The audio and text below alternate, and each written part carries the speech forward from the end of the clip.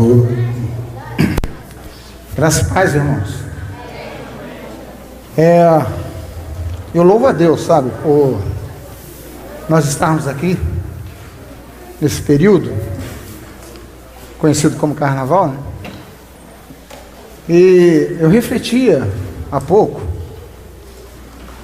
e lembrava do período do ano passado, esse período mesmo, Carnaval do ano passado.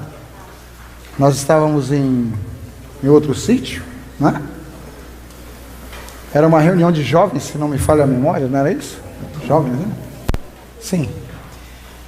E daquela data para hoje, muitas coisas aconteceram, né? Aqueles irmãos que têm caminhado a par das mudanças e da direção que o Senhor tem nos dado, sabe do que eu estou falando. Eu creio que nós, daquele período para hoje, estamos bem diferentes.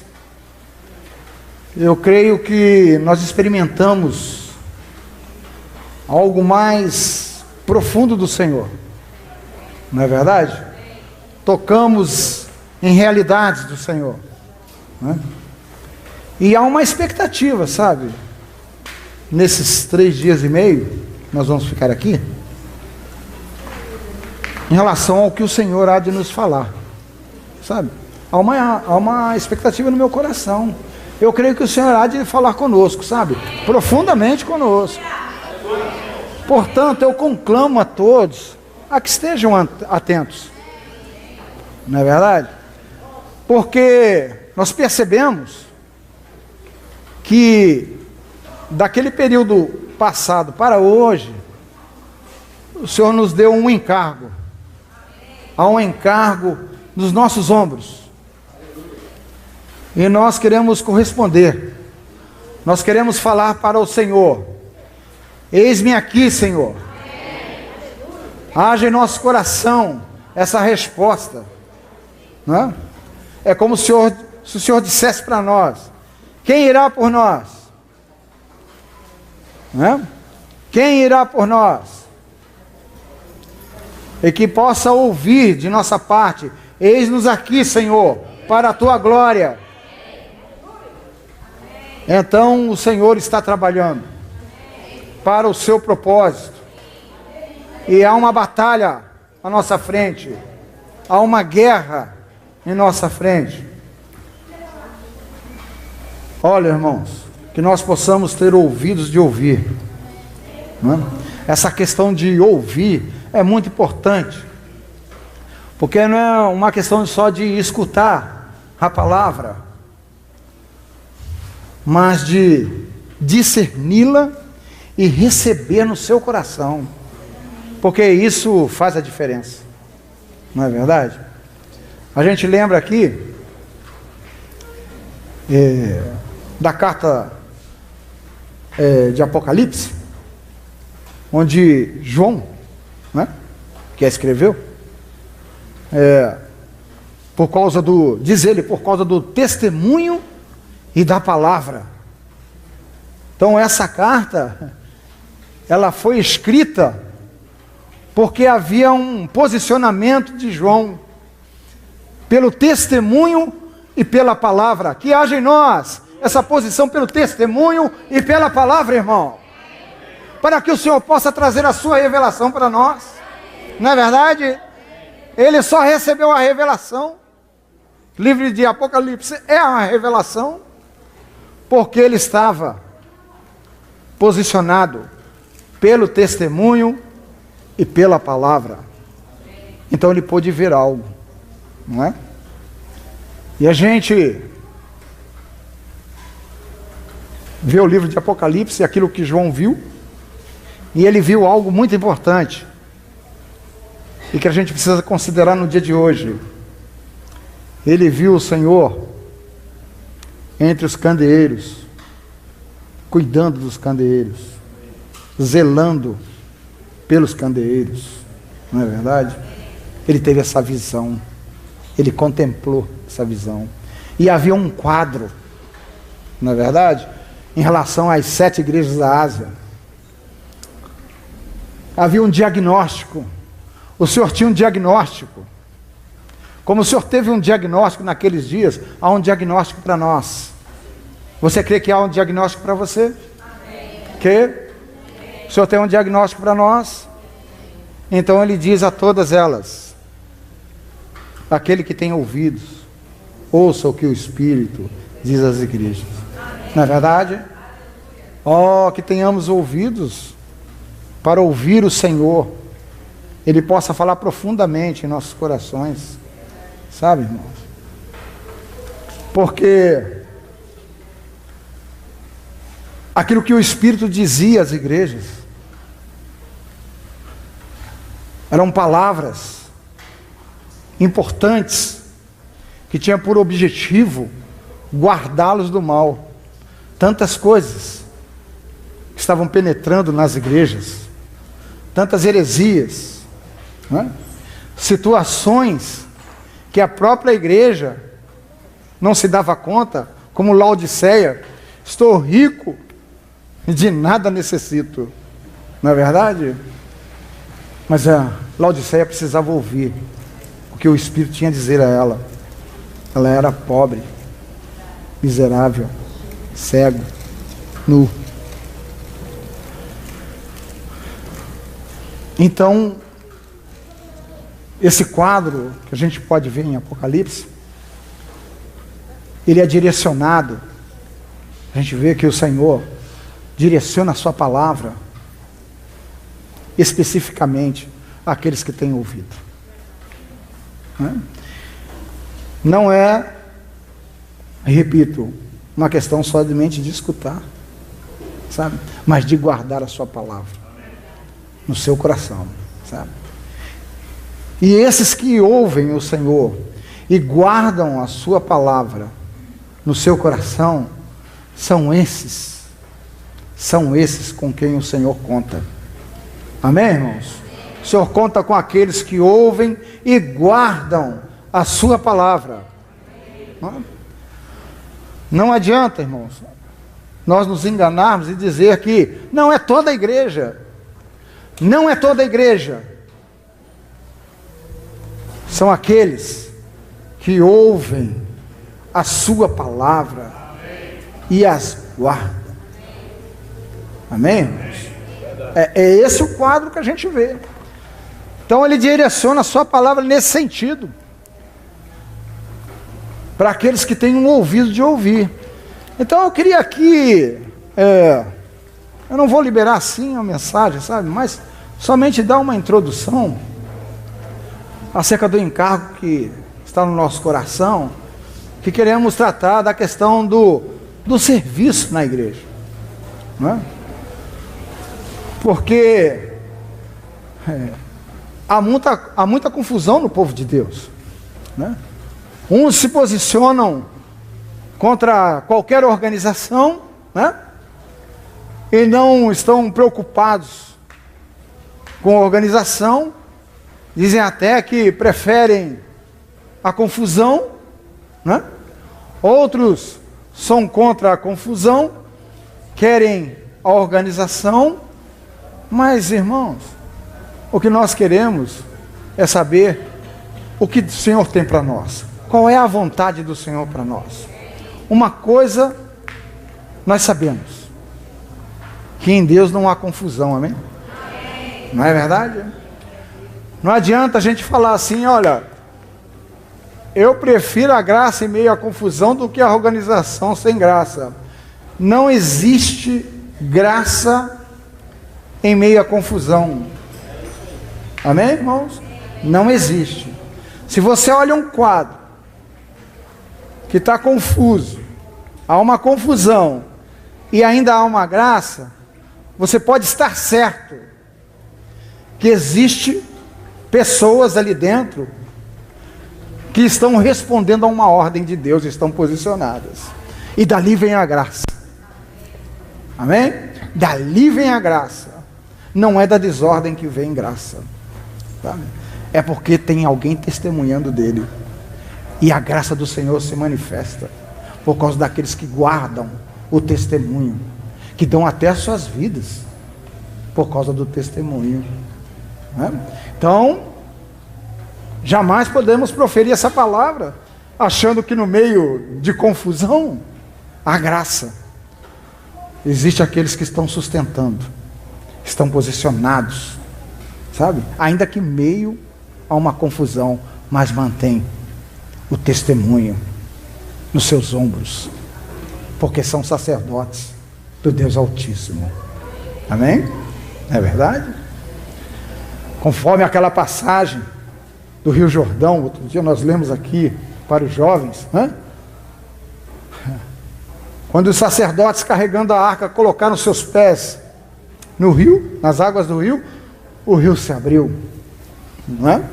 E eles se posicionaram no meio do rio com a arca, até que todo Israel passasse.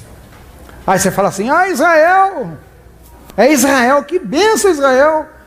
Tem alguém guardando o testemunho mesmo? Tem alguém posicionado lá no leito do rio, porque o leito do rio é lugar de morte. Alguém está com os pés ali, sustentando, enquanto o povo passa, sabe? O povo todo alegre passando. Ninguém quer ficar no leito do rio, porque no leito do rio é perigoso, está lá aquela muralha de água, pronta para cair. Mas quem arca com testemunho, irmão, permanece ali, firme. Não é verdade? Firme.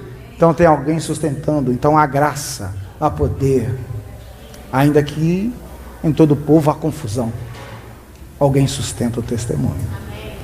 Então não vamos nos confundir. Amém? Não vamos nos confundir, achar que graça vem por meio de bagunça, ou que a graça vem por meio de organização. A graça vem por meio do testemunho. Somos pelo testemunho do Senhor, amém, irmãos? Queremos manifestar o testemunho do Senhor, não abrir mão, não é? Queria fazer aqui uma leitura em Apocalipse mesmo. Abram suas Bíblias em Apocalipse, vou dizer o capítulo.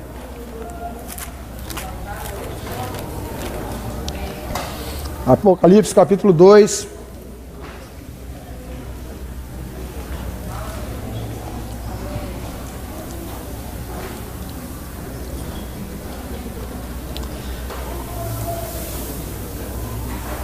Verso 26.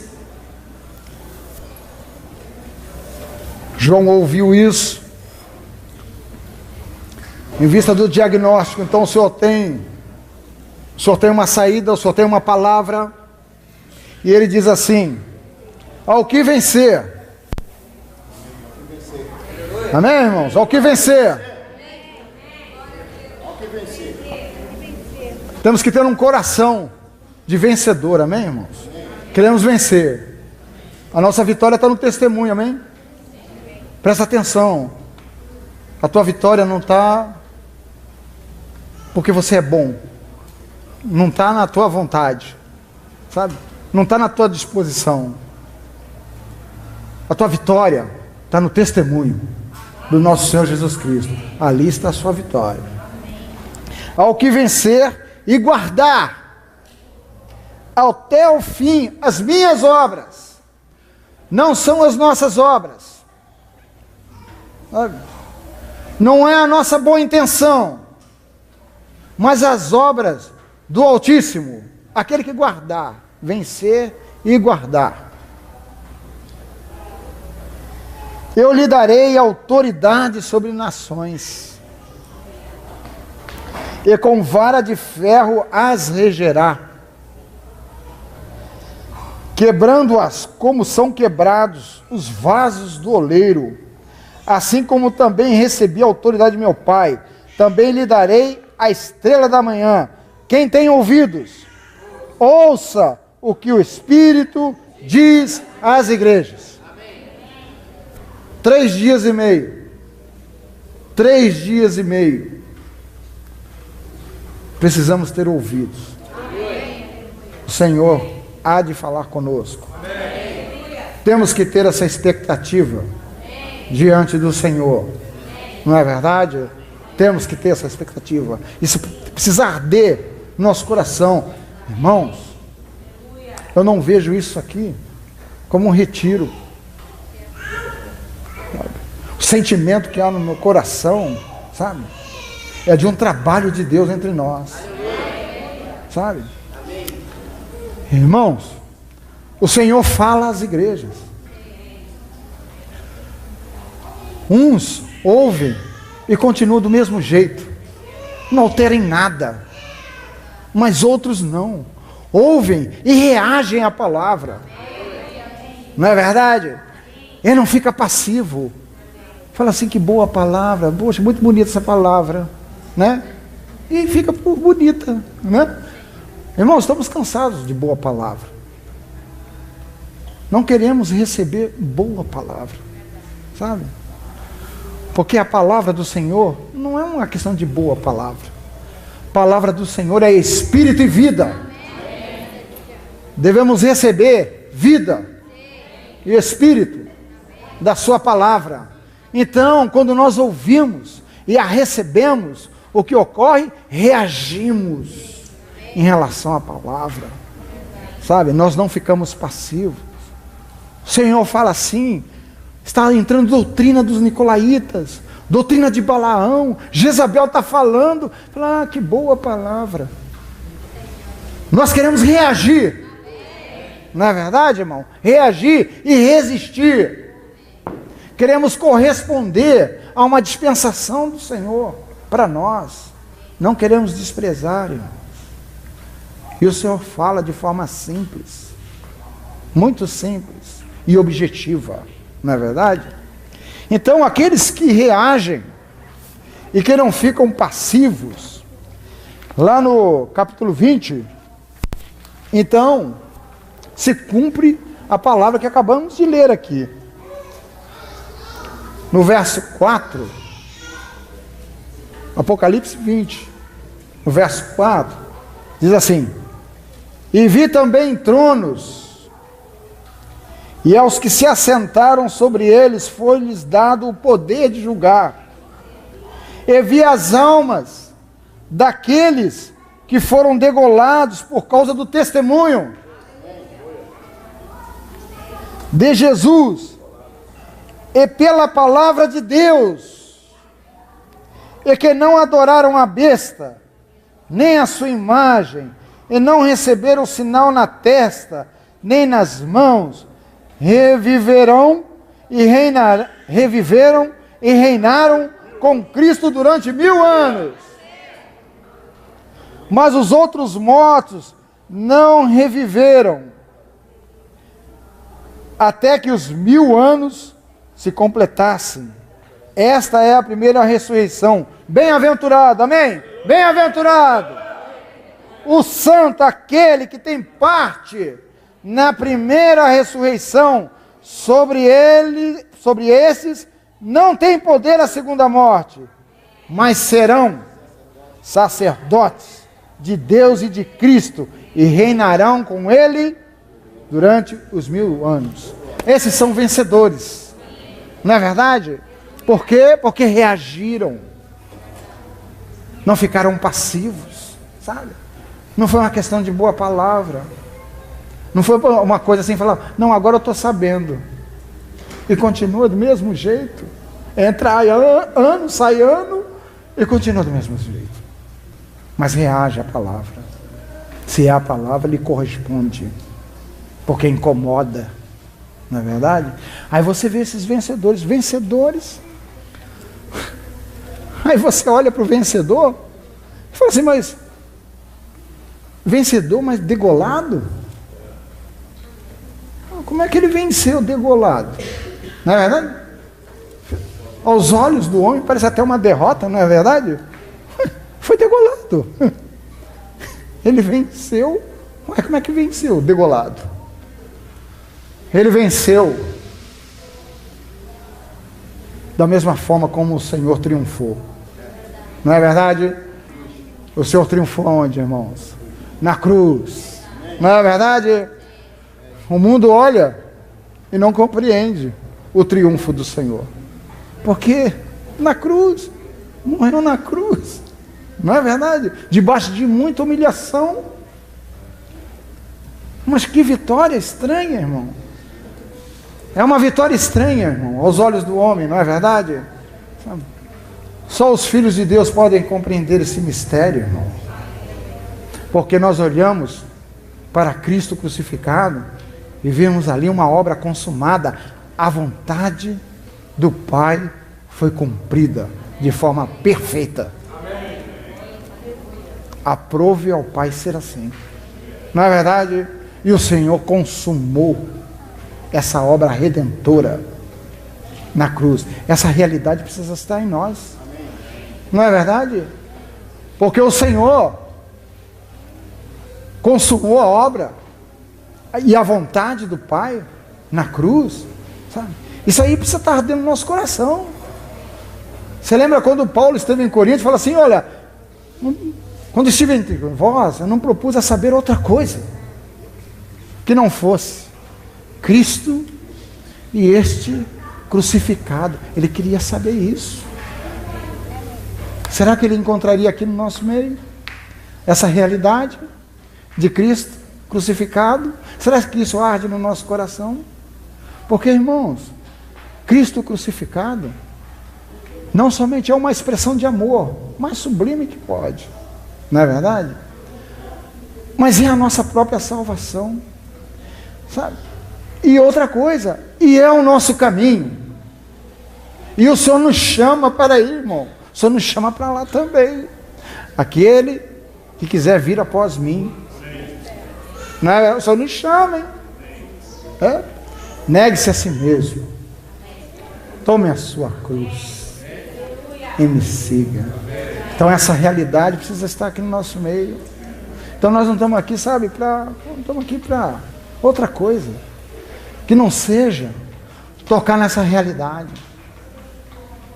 Isso precisa arder em nós. São sacerdotes, sabe? E eles apresentaram os seus corpos como sacrifício vivo, santo e agradável a Deus, que é o nosso culto racional. Esses são vencedores. Não é assim? E nós queremos ser vencedores. Isso arde no coração, sabe? Olha, irmãos, um sacerdote do Senhor, ele não caminha de qualquer jeito. Ele tem um serviço diante de Deus, não é verdade? Mas esse serviço, irmão, ele desenvolve esse serviço com temor e tremor, sabe? Ó, eu digo assim para mim mesmo, eu que estou aqui falando a palavra de Deus, você está entendendo? Precisa estar aqui dentro de mim temor e tremor por estar tocando na palavra de Deus, não é verdade? Vocês que estão sentados aí precisam estar nessa posição com temor e tremor diante do Senhor. Os sacerdotes, eles serviam o Senhor com temor e tremor. O sacerdote toca instrumento com temor e tremor. Não é verdade, irmão? Porque há um peso do testemunho do Senhor nos seus ombros. Não é oba-oba, irmão. Não é festa mundana, não, irmão. Sabe? Nós estamos tocando coisas sérias, espirituais, porque estamos numa batalha, numa guerra, irmão. Há uma guerra e precisamos destronar principados e potestades que se levantam contra o testemunho. Irmão, se você não tem um testemunho, você não vai ser incomodado, porque esses daqui foram degolados por causa do testemunho. Se não tivesse, certamente não seriam degolados. Entende? Mas o testemunho, sabe, afronta principados e potestades. Entende? Quando nós nos posicionamos assim, não é verdade? E é por aí que nós queremos caminhar, sabe? Nós queremos tocar nisso aí. E eu creio que o Senhor tem muito a nos falar, sabe? Mas o ouvir é necessário. O sacerdócio, ele depende do ouvir. Nós vemos lá em Levítico, o sacerdócio levítico, a experiência que eles tiveram, e nos serve muito, né, como figura para os dias de hoje, em que o Senhor falava, era o desejo de Deus, que toda a nação de Israel fosse um reino de sacerdotes, não é verdade? Ele queria que todo Israel fosse sacerdote. Tá? E havia uma palavra para Israel. Aqui em Êxodo 19, ele nos fala claramente acerca desse princípio do ouvir.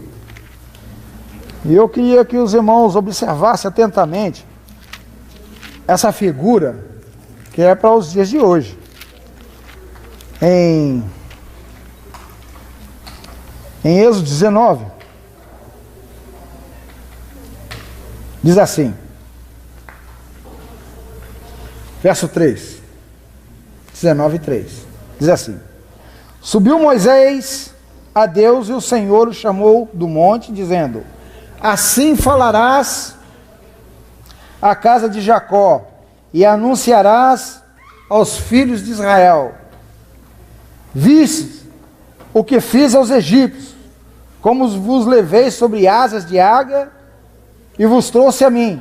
Agora, se diligentemente ouvirdes a minha voz, presta atenção, se diligentemente ouvirdes a minha voz e guardardes a minha aliança, sereis a minha propriedade peculiar dentre todos os povos, embora toda a terra seja minha.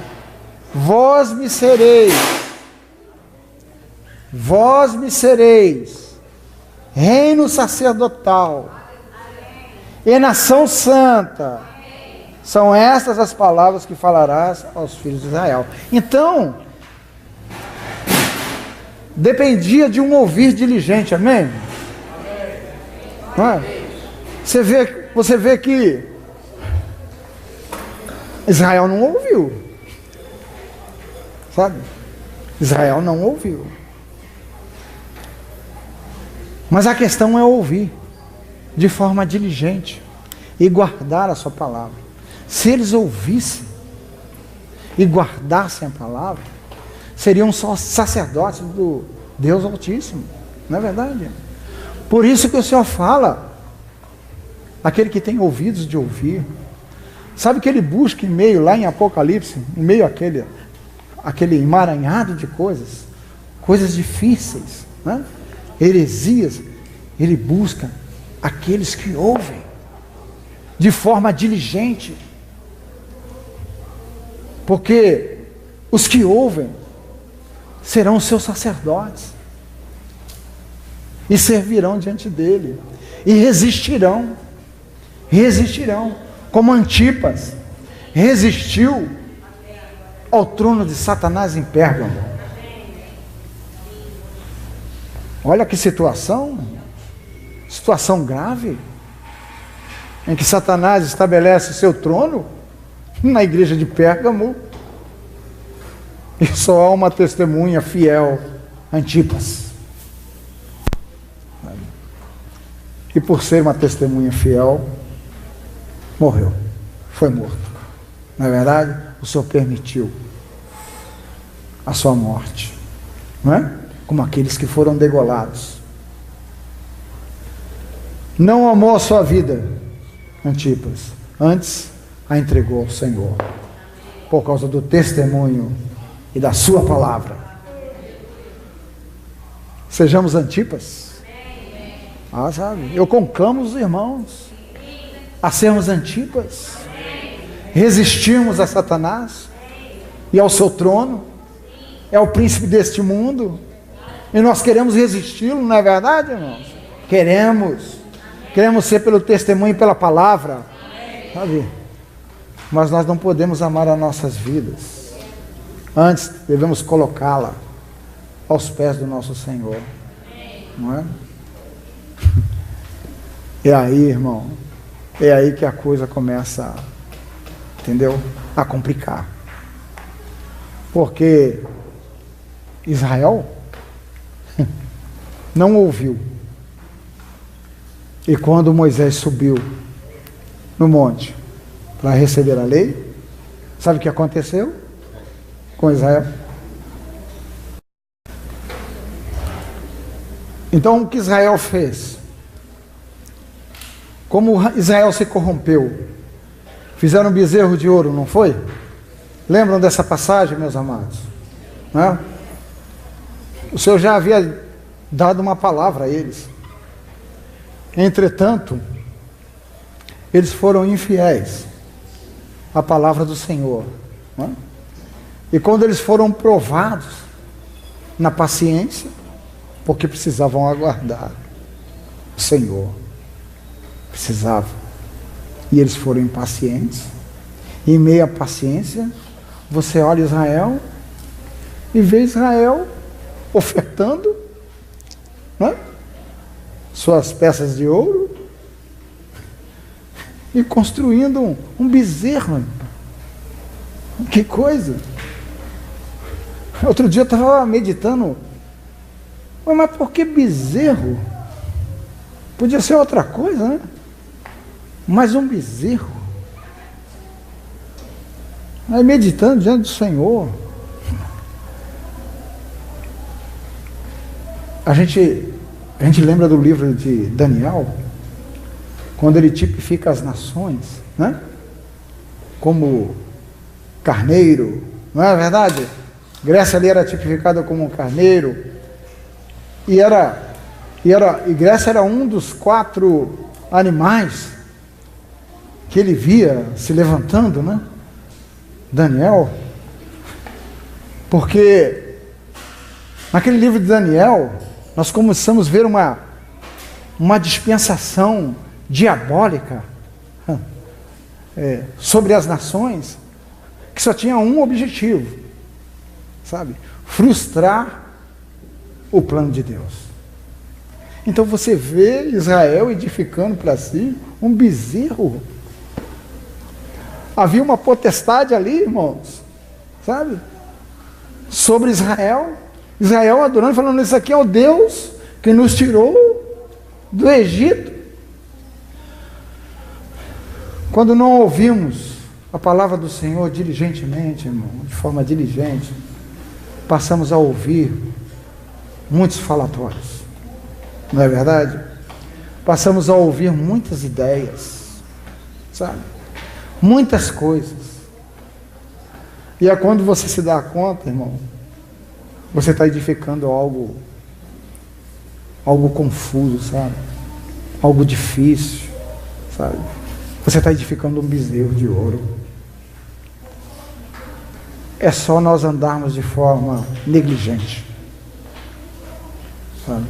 É só nós nos distrairmos, não darmos a atenção ao Senhor, a sua palavra e o seu testemunho, irmão, sabe? Essa é a nossa batalha. Nós cantamos aqui as batalhas, né? Como exército do Senhor. Irmãos, são batalhas vorazes, sabe?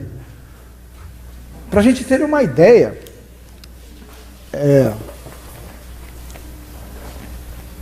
do que nós estamos enfrentando, lá no livro de Daniel, queria que os irmãos abrissem o livro de Daniel, só temos assim uma ideia, que queremos entrar no assunto do serviço, mas estamos dando esse panorama aqui,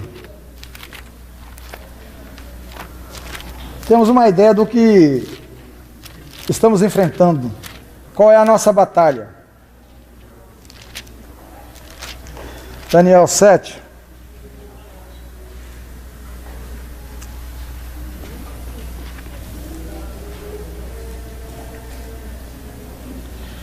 Verso 1. Diz assim: no primeiro ano de Belsazar, rei de Babilônia, teve Daniel na sua cama um sonho e visões da sua cabeça. Então escreveu logo o sonho e relatou a suma das coisas. Disse Daniel: na minha visão da noite, eu estava olhando e vi que os 4 ventos do céu agitavam o mar grande. 4 animais grandes, diferentes uns dos outros, subiam do mar. O primeiro era como leão e tinha asas de águia.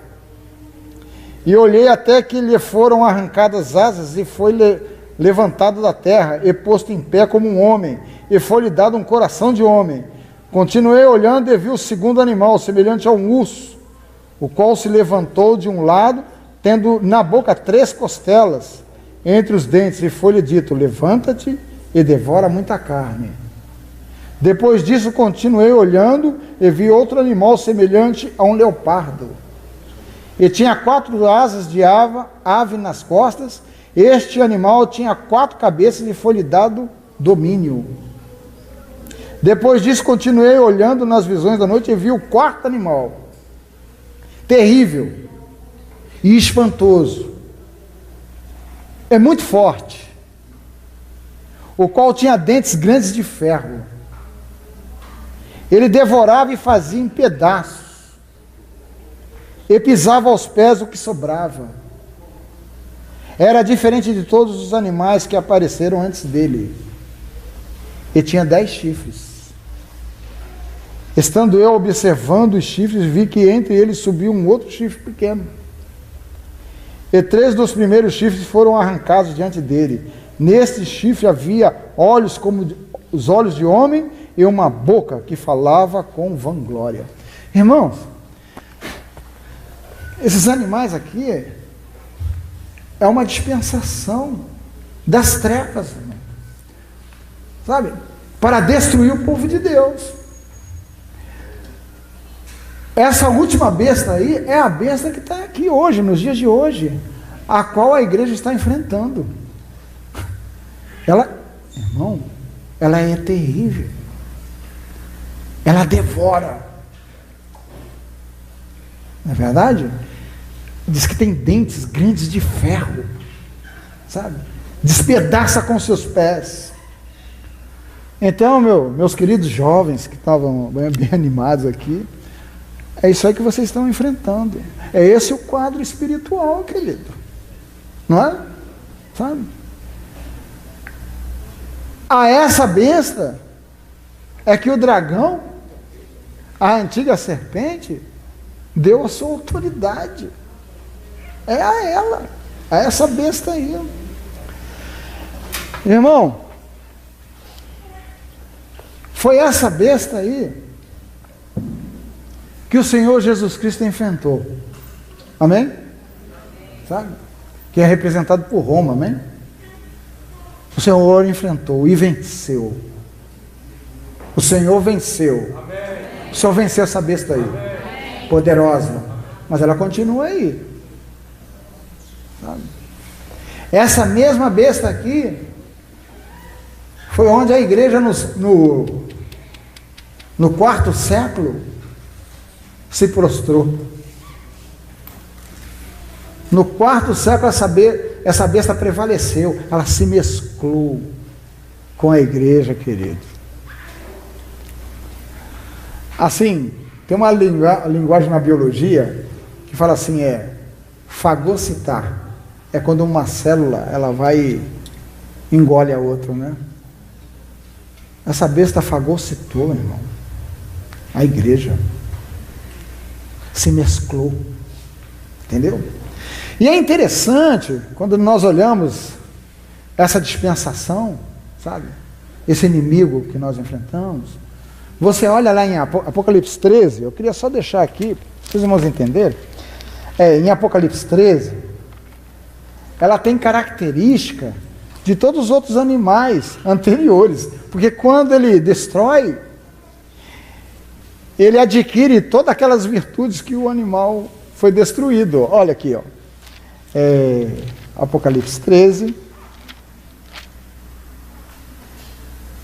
verso 1. Eu vi subir do mar uma besta que tinha chifres e 7 cabeças. Por que 7? Se você contar a cabeça dos animais lá, mais a da própria besta, dá 7. Olha só, e continua dizendo: e sobre seus chifres 10 diademas, e sobre suas cabeças um nome de blasfêmia. A besta que vi era semelhante ao leopardo, que é o leopardo, que foi vencido. Os seus pés como os de urso, que foi também derrotado, foi vencido. E a sua boca como a de leão, que foi vencido também. É tudo mesclado. Não é verdade? Ele vai adquirindo todas aquelas virtudes dos animais anteriores, que eram terríveis também. Não é? Então ele vai se constituindo. Essa besta, isso aqui é da mesma forma que a serpente, ela é tipificada lá em Apocalipse como dragão, a besta também se desenvolve. Não é? Ela começa com leão, urso, leopardo, e esta besta, que é constituída de todas as outras. Ela tem a força das outras. E olha aqui, diz assim: então vi uma das suas cabeças como que golpeada de morte, mas a sua chaga mortal foi curada. Eu creio que esse golpe que ela levou foi no tempo da restauração ou da reforma, que ela levou um golpe ali, entende? Mas não foi mortal. Ela continuou ainda e está aí até hoje. Diz assim: foi curada a chaga. Toda a terra se maravilhou seguindo a besta, porque Roma, olhando aquela visão da estátua, você tem as suas pernas e os pés e os dedos. Então você vê Roma, ela se dispensando através de muitas nações, né? Porque as nações hoje estão tudo baseadas no Código Civil Romano, né? Na civilização romana, enfim. Roma hoje, ela está se dispensando através de várias nações. Então a gente vê as nações hoje que predominam sobre a face da terra, sabe? É uma dispensação da besta. E ela está aí, forte. Então diz assim: toda a terra se maravilhou seguindo a besta, e adoraram o dragão que deu à besta a sua autoridade, e adoraram a besta, dizendo: quem é semelhante à besta? Quem poderá batalhar contra ela? Foi-lhe dada uma boca para proferir arrogância e blasfêmia. E deu-se-lhe autoridade para continuar por 42 meses. E abriu a sua boca em blasfêmia contra Deus, para blasfemar do seu nome e do seu tabernáculo. E dos que habitam no céu, também foi-lhe permitido fazer guerra aos santos. Então estava cantando aqui a batalha, então é essa daí. Guerra aos santos, e vencê-los. Por isso que foram degolados, foram mortos. E deu-se-lhe poder sobre toda a tribo, língua e nação. E todos os que habitam sobre a terra a adorarão, esses cujos nomes não estão escritos no livro da vida do Cordeiro, que foi morto desde a fundação do mundo. Aleluia! Se alguém tem ouvidos, aí volta de novo. Se alguém tem ouvidos, por favor, irmãos, ouça. Se alguém deve ir para o cativeiro irá. Se alguém deve ser morto à espada, necessário é que a espada seja morta. Nisto repousa a perseverança e a fidelidade dos santos. Aleluia! Esses que perseveram e são fiéis, são esses com que Deus conta. O Senhor conta com esses. São esses que vão enfrentar essa besta e vão derrotar a besta. Amém, irmãos? Vão derrotar.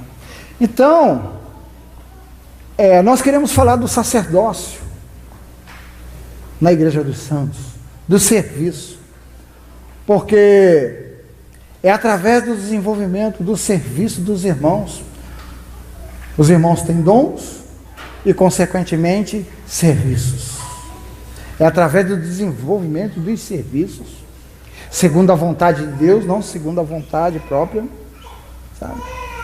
Que a economia do Senhor, o plano do Senhor vai se desenvolvendo e vai resistindo a esta besta, sabe, irmãos? Porque da boca do dragão tem um rio, sabe? Há um rio que flui. Sabe? E esse rio tem varrido muita gente. Então nós queremos fazer esse alerta aqui, falar da seriedade do nosso encontro, falar da expectativa, né? Nós temos uma expectativa com relação ao que o Senhor vai falar, sabe? Que o Senhor possa amanhã nos dar uma condição de tratarmos mais definidamente a questão dos serviços, para alcançarmos uma ordem de Deus no corpo. Nós precisamos de uma ordem de Deus no corpo, irmãos. Tá? Porque há forças espirituais contrárias a uma ordem de Deus. Não é? Olhamos para a natureza, aquilo que o Senhor fez, você encontra estabelecido uma ordem. Não é verdade? As coisas criadas não manifestam uma ordem. Há uma ordem, não há confusão. No corpo de Cristo há uma ordem. E nós queremos avançar nessa ordem. Porque não se enfrenta essa besta de forma desordenada. É esse o nosso inimigo nos dias de hoje. E é presente mesmo. Ele avança com o mundo, irmão. Sabe? Com blasfêmia. Você liga a televisão, você vai ver blasfêmia aí. Sabe? Com seus atrativos. Homossexualidade, não é verdade? E tantas outras coisas, adultério, etc. Então, realmente, ele tem uma boca que profere blasfêmia. E esse é o nosso inimigo, não é verdade? Mais expressivo, porque há um principado e potestade por trás dele. E nós queremos enfrentá-lo, não é verdade? E com ela não se brinca, sabe? Não se brinca. O Senhor fala na Escritura que o caminho que leva para a porta estreita, ele é apertado, amém? Ele é apertado, né? Mas a porta, o caminho que leva a uma porta, que leva à perdição, é um caminho largo. Irmãos, nosso caminho não é largo, nosso caminho é estreito, querido, sabe? Eu falo assim porque eu falo com sacerdotes também, que tem responsabilidade com o testemunho nos ombros, né? Vocês têm responsabilidade diante do Deus Altíssimo, não é verdade? De buscar uma ordem divina. Sabe? Vamos buscar essa ordem divina, sabe, irmãos? Sabe? Para que o Senhor tenha lugar para manifestar a sua graça e possamos estar constituídos das armas espirituais para enfrentarmos e derrotarmos, subjugarmos principados e potestades. Queremos subjugar tudo aos pés do nosso Senhor Jesus Cristo, não é? Esse é o nosso propósito e o nosso coração, é o sentimento que nós temos. Que o Senhor possa encontrar liberdade para falar em nossos corações, haja corações receptivos, seriedade, na verdade, ambiente propício para o Senhor falar aos nossos ouvidos. Amém? Vamos ficar por aqui. Louvado seja o nome do nosso Senhor Jesus Cristo, para todos sempre.